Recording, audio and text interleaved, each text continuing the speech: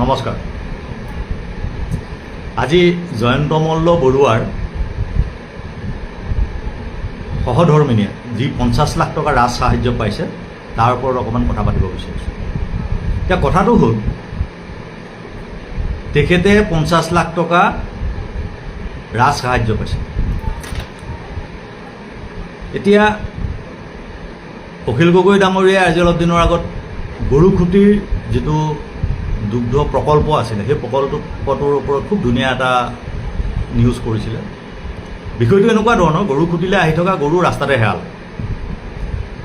কোনোবা প্ৰতাপী মন্ত্ৰীয়ে সেই গৰু ভাগ কৰিলে। এতিয়া অসমত ইমান এজন দক্ষ মন্ত্ৰী থাকোঁতেনে, গৃহমন্ত্ৰী থাকোঁতেনে, এজন মুখ্যমন্ত্ৰী থাকোঁতেনে সেই গৰু কেনেকৈ হেৰাল ৰাস্তাৰ পৰা, তেখেতে কিন্তু সেই তথ্য আজিলৈকে অসমৰ জনসাধাৰণক দিব নোৱাৰিলে। এতিয়া সেই গৰু ৰাস্তাত হেৰাল, কোনোবা প্ৰতাপী মন্ত্ৰীয়ে ভাগ কৰিলে আৰু আজি গৈ সেই গৰুৰ ওপৰতে বোলে 50 লাখ টকা ৰাজ সাহায্য লৈছে। কথাটো কেনেকুৱা ধৰণৰ ভাবি চাওকচোন ৰাইজ।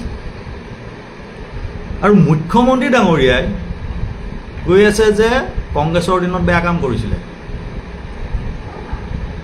তেওঁলোকে কাম কৰি খাব বিচাৰিছে।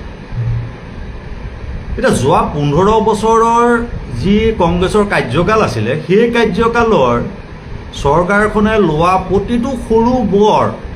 প্ৰতিটো সৰু ডাঙৰ সিদ্ধান্তত বৰ্তমান অসমৰ মুখ্যমন্ত্ৰীজনৰ সক্ৰিয় অংশগ্ৰহণ আছিলে।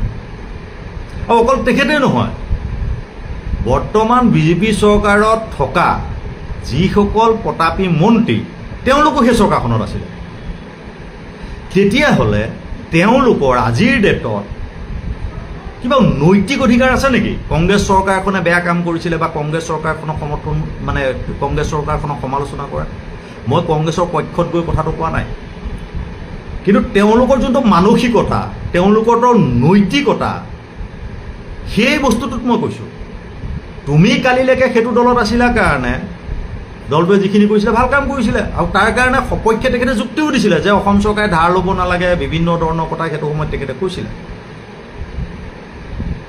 বিজেপি চৰকাৰখনক তেওঁ তেনেকৈ সমালোচনা কৰিছিলে যে গুজৰাটৰ পানীৰ পাইপেৰে মুছলমানৰ তেজ যায়। তেনেধৰণে সমালোচনা কৰা সেই মানুহজন আজি অসমৰ মুখ্যমন্ত্ৰী হোৱাৰ পিছ মুহূৰ্ততে কংগ্ৰেছে গোটেই বেয়া কামেই কৰিলে, কংগ্ৰেছে একো কামেই নকৰিলে।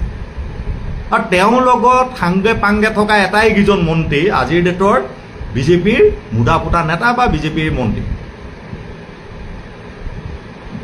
এতিয়া কথাটো ভাবি চাওক, বিজেপি আজিকালি বিজেপি চৰকাৰ নহয়, এখন কংগ্ৰেছৰ চৰকাৰ।